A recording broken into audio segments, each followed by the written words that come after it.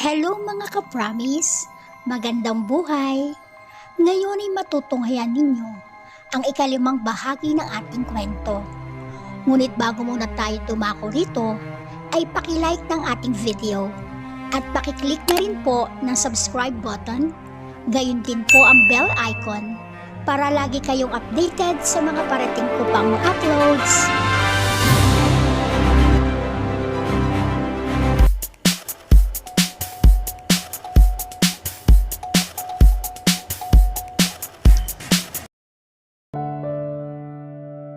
This is insane, Daddy. And what do you plan to do when I refuse to marry her? Then, I would marry her. Napatigalgal na lamang si Emanuelito sa kanyang ama. His father was serious. Noon lamang niya ito nakita ng ganoon kaseryoso. Handa ito ipamigay ang lahat ng ari-arian nito sa isang babaeng hindi niya kilala kung hindi niya susundin ang utos nito. For some reason, his father did not want Mitz back into his life when he had never even met the woman yet. Ang sabi lang nito ay ayaw nito sa isang babaeng kung sino-sino ang nakakarelasyong lalaki. Alam daw ng buong mundo kung sino-sino ang nakasama ng kanyang nobya, kaya kung papatol rin daw siya kay Mitz ay magiging katatawanan daw sila sa buong mundo. Ilang ulit na niyang naikatwiran dito na hindi mahalaga sa kanya ang bagay na iyon sapagkat isa siyang modernong lalaki. Natitiyak niyang higit na maraming babae ang may mas marami pang karelasyon kaysa kay Mitz. Nagkataon lang na publiko ang may mga relasyon nito. Gayunman ay nakakalimot ang tao at hindi naman lahat ay nakakaalam niyon. Higit sa lahat, anong pakialam ng tao sa kanyang buhay? He felt so blessed that Mitz realized finally that she was in love with him after all. Handa na itong mag-settle down na kasama siya. Ito na mismo nagsabi na ayaw nito ng magulong kompetensya sa showbiz. She said she was back for good in the Philippines. Natural na tinanggap niya ito sapagkat mahal niya ito at hindi siya magiging masaya kung wala ito sa buhay niya. Kaya lamang ay hindi sila maaaring magpakasal hanggat hindi niya na ibabalik ang kanyang dating kabuhayan. Mitz was not exactly expensive to have a relationship with. Kung sakali man, ay ayaw rin niyang hilingin dito magsimula sila ng panibago. Man, he had a lot of plans for himself and for Mitz. Now, those plans were in the dump. Ang inaasahan kasi niya ay ang parte niya sa kumpanya na ngayon ay nanganganib pang mawala sa kanya. He and Mitz had already talked about their plans. Ang sabi nito ay ibig nitong magsimula ng negosyo kapag naikasal na sila. Finally, she was talking about settling down. Kung alam lang nito noon pa niya ito hinihintay na sabihin iyon sa kanya. Ngunit ang lahat ng iyon ay mababago dahil sa kapasyang sinasabi ngayon ng kanyang ama. He was not being fair to him, to Mitz, and to that woman. Why was he playing God all the time? Kung gusto niyang makasama si Mitz, ay bakit kailangan itong kontrahin iyon? What was wrong with him? Would you do that to your own son? Why not? When he refuses to do what I want, you're being unfair to her. She's being unfair to me. And why is that? Because she's being unfair to my son. After being with countless men, he would return to you? How dare her? Daddy, please, don't make me hate you. That won't change my mind. What kind of a woman would say yes to you? Someone brave. Someone can stand on her own feet to live and not someone who uses her body to get favors from men. Mahirap tanggapin iyon sapagkat isang kasinungalingan iyon. Iba yung pagtitimpi ang kanyang ginawa upang hindi niya masagot ang kanyang ama.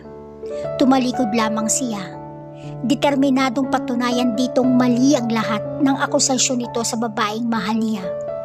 Balang araw ay makikita nito na hindi totoo ang lahat ng mga sinasabi nito at hihintayin niya ang araw na hihingi ito ng dispensa sa kanila ni Mitz. I do believe you have found yourself a second wife because I will never marry her. Aniyang tumalikod na. Kung ayaw nito kay Mitz ay hindi siya nito pipilitin magpakasal sa iba. Kung ayaw nito sa ganoong sistema, pues ito ang magpakasal sa babaeng nahanap nito. Total iyon ang sinabi nito. Of course, he understood what that meant. The company would belong to that woman, whoever the hell she was. Oo nga naman. Sitting pretty lamang ito, ngunit magkakamalang salapi. He was so he couldn't even think straight. At ang tanging taong maaaring makapagpakalma sa kanya ay si Mitch. Inuntahan niya ito sa bahay nito at sinabi rito ang problema. Mukhang labis itong nabahala sa sinabi niya. Sa huli ay nanaig dito ang pagdududa. Imposible raw ang banta ng kanyang ama na magpapakasal ito sa babaeng iyon ng ganun-ganun na lamang. Baka meron daw prenup o ganoong katulad na bagay. Ang pinakamaganda raw niyang gawin ay kausapin ang abogado nila na kaagad naman niyang ginawa. Nakipag-meet siya rito kasama si Mitch.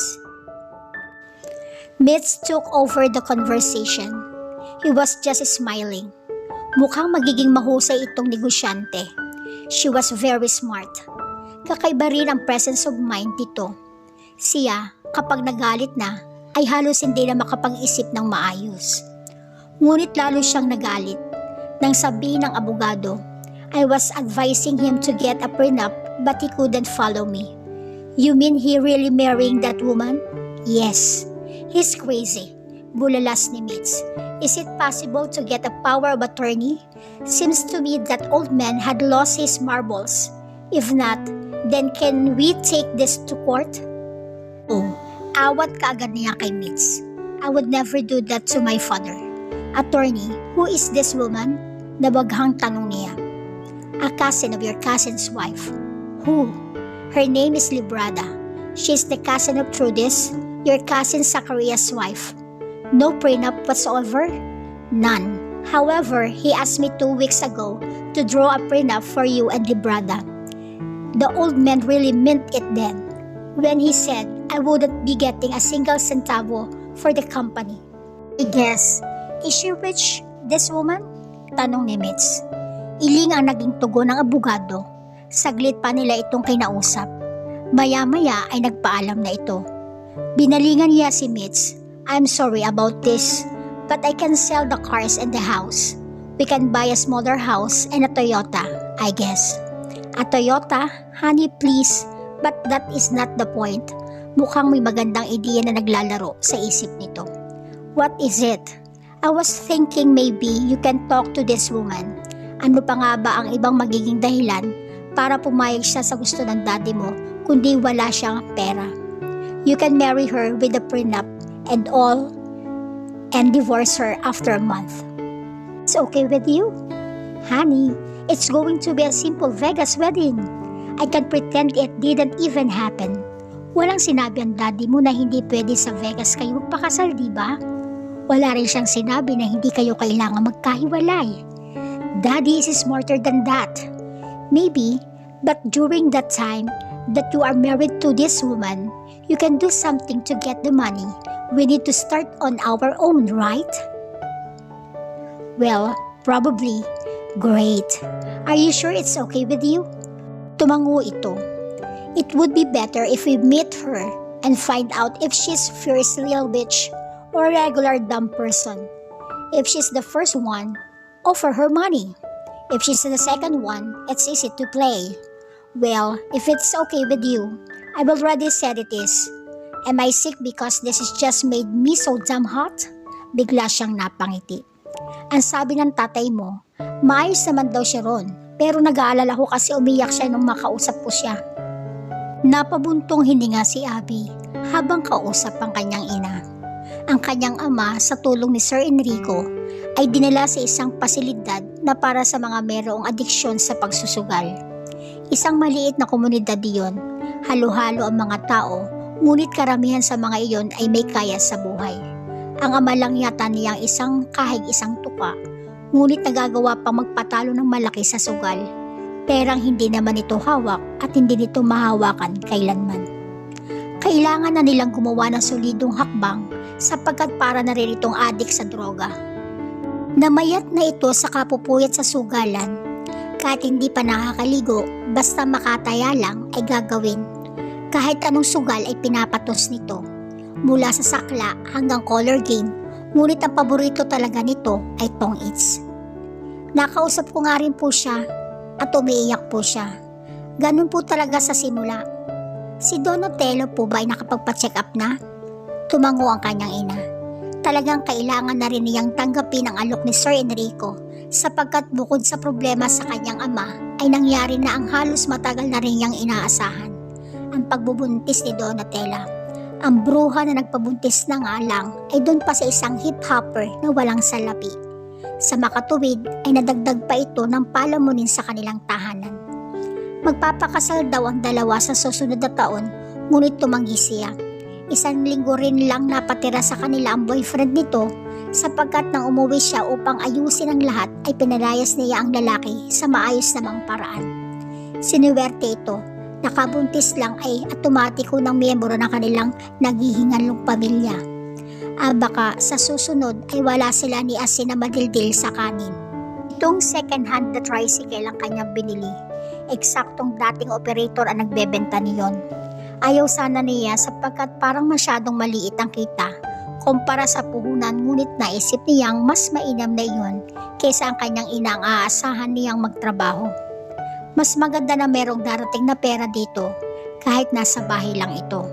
Ang tanging aasikasuhin lamang nito ay ang pagpapagawa ng motor kapag nasira. 3 milyong piso ibinayad sa kanya ni Sir Enrico na madadagdagan pa ng 2 milyon kapag natapos na ang kanyang trabaho. At iyon ay ang paglayuin ang anak nito at ang meets na iyon. May 2 linggo na ang nakakalipas mula na nakuha niya ang pera. Siyang naging pahinga mula ng araw na iyon sapagkat inisikaso niya ang lahat ng kailangan niyang asikasuhin sa pamilya niya. Ngayong araw na ito lamang siya nakahinga-hinga ng kaunti. Bukod sa mga tricycle, ay binili rin niya ang lupa sa tapat ng lupain ng kanyang tiyong. Sinabi na lamang niya sa kanyang ina na hulugan iyon kaya kailangan magtipid ang mga ito. Ayaw niyang sabihin na nabili niya dahil baka na naman masyado makampante ang mga ito. Meron lamang maliit na bahay na nakatirik sa lupain na pinaayos niya ng mabilisan. Maayos naman ang naging resulta ng paglalagay niya ng sari-sari store sa unahan ng bahay nila. Ang lahat ng mga kapatid niya ang inaasahan niyang mag-asikaso ng lahat ng iyon at kasama na ang kanyang ina. Kapag naman hindi pa ayos ang mga ito ay hindi na niya alam. Last chance. Ito ang sinabi niya sa kanyang ina. Sinabi niya rito kapag pinabayaan nito ang tindahan ay hindi na siya tutulong pa sa mga ito. Ang sabi niya ay hindi na niya maaaring masuportahan ang mga ito habang buhay. Natural na labis na nagtaka ang kanyang ina kung saan niya kinuha ang pera para sa lahat ng iyon.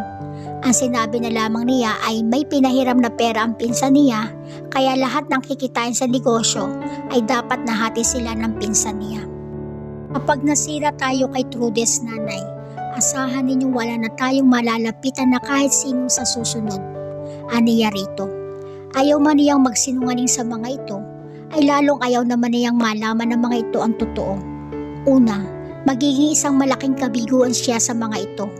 Pangalawa, ayaw niya kung sakali mang maulit ang ginawa ng kanyang ama, ay si Senator Enrico naman ang aasahan ng mga itong mahihiraman niya.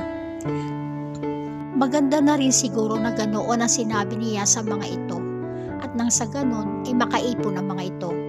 Ang kalahating ibibigay sa pinsan niya ay maiipon pa para sa tag-ulan, wika nga. Sa estimate niya, ang pinakamahinang maaari nilang kitain ng malinis ay 1,000 sa isang araw. Tiyak na magiging malakas ang tindahan sapagkat ang pinakamalapit na tindahan nila ay pinakamalapit na tindahan kompleto, ang paninda ay malayo sa kanila. Tiyak na sila ang darayuhin ng mga tao. Ang 30,000 isang buwan ay kakasya na sa isang malaking pamilya. Kahit isama pa ang sanggol na isisilang ng kanyang kapatid. Sana'y makaipon na sila. Kapag nangyari iyon, ay marami pa silang negosyong maaaring pasukin. Kung tutuusin ay maliit lamang ang kapalit ng lahat ng iyon. Sapagkat isang maliit sa isang banda. Sapagkat walang pisikal na trabaho makakapagpapagod sa kanya ng husto. Isa lamang, intelektual at moral na trabaho iyon. Hindi masasabing makukonsensya siya sapagkat wala siyang gagawing masama na hindi maaaring bigayan ng rason. Naniniwala siyang mabait si Sir Enrico. Talagang ibig lamang nitong makialam sa anak nito sapagkat naliligaw iyon ng landas. Sino ang nagsabing hindi na nagkakamali ang mga anak na nasa edad na? Kung ang kanyang ama nga ay anong edad na, hanggang ngayon ay nagkakamali pa rin. Ganoon ang nangyari sa anak ni Sir Enrico. Baka dahil sa labis na kapangitan nito, ay nahalina ito sa labis sa isang pukpok. Kung siya rin siguro ang ama nito, ay gagawa rin siya ng isang paraan upang itigil nito ang kabaliwan nito. Mayaman ang mga ito. Hindi biro ang mawawala sa mga ito kung sakaling mabulagan ang anak nito at pakasalan ng isang babaeng may hindi magandang reputasyon. Hindi pa niya nakikita ang anak ni Sir Enrico. Nalimutan niya manghingi rito ng larawan, bagamat inaasahan na niya ang pinakamalakalang hitsura ng lalaki. Bagaman interesado rin siyang malaman ang hitsura ng lalaki, ay hindi na niya inasikaso iyon sapagkat higit na mahalaga sa kanya ang kanyang pamilya na kailangan niyang asikasuhin. Nakapagpaalam na siya sa kanyang Lola Maring, sinabi niyang meron siyang nakuhang ibang trabaho na siyempre ay inalam nito. Ang sabi niya rito ay kay Sir Enrico siya nakapasok ng trabaho at wala naman itong naging reklamo. Bahala na muna ang pinsan niya kung sino ang kukuhanin nitong makakasama ng kanilang lola. Sa pagkakaalam niya ay meron pa silang mga pinsan sa bahagi ng Cagayan Valley. Baka doon na ito kukuha. Ang sabi sa kanya ni Sir Enrico ay katumbas ang 2 taon ang sweldo niyang pera. Maaari daw tumagal ang trabaho niya. Depende sa magiging kahinatnan ng lahat. Kung mawawala raw kagad sa buhay ni Emanuelito ang malanding babae, ay maagang matapos ang trabaho niya. Ngunit kung hindi raw ay magtatagal iyon. Naisip na niyang gagawa siya ng paraan para mawala kaagad sa buhay ni Eman ang babaeng yon. Eman ang naisip niyang ibigay na palayaw sa lalaki sapagkat masyadong mahaba ang pangalan nitong Emanuelito. Nung una inaalala rin niya ang maaaring mangyari sa kanila ni Eman. Ngunit ang sabi ni Sir Enrico ay wala naman daw gaanong usapan. Siyempre nga naman, alam ng anak nito na isang kasunduan lang ang lahat. Kampante siya sa usapan nila ni Sir Enrico sapagkat wala siyang narinig na anumang masama tungkol dito mula sa kanyang pinsan. Magiging maayos si tatay, nay. Huwag kayong mag-alala. Ang importante ngayon, magiging maayos sa mga plano natin. Bukas na ako uuwi. Hihintayin ko muna ang mga delivery ng LPG. Nandyan na sa notebook ang lahat ng pangalan ng tatawagan ninyo kung ubos na ang mga paninda. Nasaan na ba ang mga bata? Nag-aayos lahat sa tindahan at sabik na sabik ang mga iyon. Nakangiting sabi nito. Masarap sa pakiramdam na makita itong tila inspired. Ang mga kapatid niya, kabilang na ang buntis na si Donatella, ay mukhang ganon din. Para bang nabuhay ng pag-asa ang mga ito. Naging malinaw ang pagtanaw sa buhay. Isang malaking bagay iyon sapagkat sa tinagal-tagal na panahon ay para bang namuhay ang mga ito na katiting lang ang pag-asa sa buhay. Mabuti naman naisipan tayong tulungan ng pinsan mo. Mabait po siya, nanay. Itong bagong papasukan mo, ang sabi mo tiyuhin ni Zacarias. Opo, pagbutihin mo at baka sakaling tumaas ang ranggo mo. Kadalasang kailangan ng mga ganyang mayayamang tao ay isang tao mapagkakatiwalaan. Kaya paghusayan mo, anak, tumango siya. Niyakap siya nito. Muntik na siyang mapaluha sapagkat aminado siyang siya man ay nabuhay ng pag-asa. Isang napakalaking pagbabago ang lahat ng iyon, hindi lamang para sa kanyang pamilya, kundi para na rin sa kanya. Inspired siya sa bawat araw sapagkat alam niyang kung magagawa niya ng tamang trabaho niya o kahit hindi, pagkalipas ang 2 taon ay may aasahan pa siyang panibagong milyones. Kung baliw man si Sir Enrico, maraming salamat at napasali siya sa isang malaking kabaliwang iyon. Dito na po nagtatapos ang 5 kabanata ng ating kwento na pinamagatang A Billionaire's Agreement. Marami pong salamat. God bless everyone.